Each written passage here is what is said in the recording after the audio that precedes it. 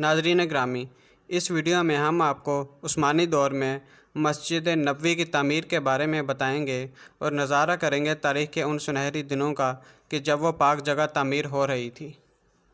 Video شروع کرنے سے پہلے آپ سے حسب روایت یہ درخواست کی جاتی ہے، اگر ویڈیو اچھی لگے تو چینل کو سبسکرائب کر کے ہماری حوصلہ افزائی کرنا مت بھولیں تاکہ اس طرح کے مزید انفارمیٹیو ویڈیوز آپ کو ملتی رہیں۔ تو ناظرین، ویڈیو کو شروع کرتے ہیں۔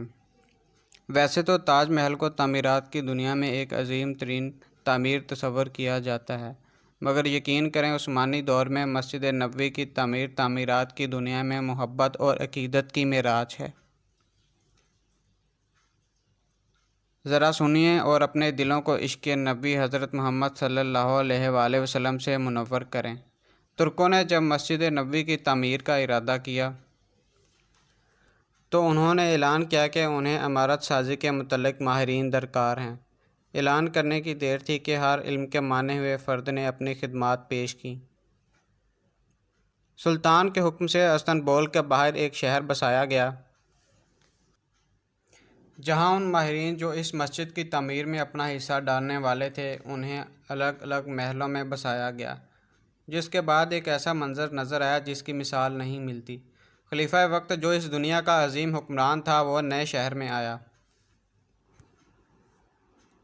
اور ہر شعبے کے ماہر کو تلقین کی کہ وہ اپنے عظیم ترین بچے کو اپنا فن اس طرح سکھائے کہ اسے ایک اچھا ماہر بنا دے۔ اسی اثناء میں ترک حکومت اس بچے کو حافظ قرآن اور شاہ سوار بنائے گی۔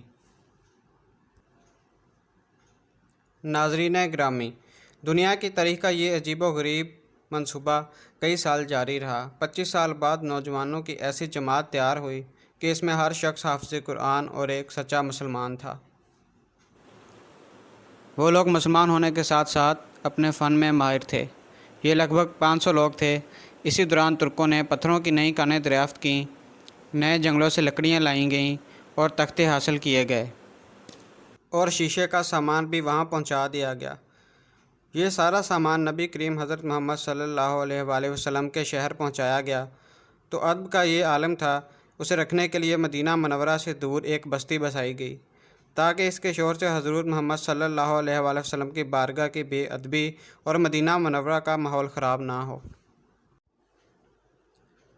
نبی کے ادب کی وجہ سے انہیں یہ حکم تھا کہ اگر کسی کٹے ہوئے پتھر کو اپنی جگہ بٹھانے کے لیے چوٹ لگانے کی ضرورت بھی پیش آئے تو موٹے کپڑوں کو پتھر پر تہ بتائے، یعنی کئی کپڑوں کو کئی بار فولڈ کر کے رکھا جائے،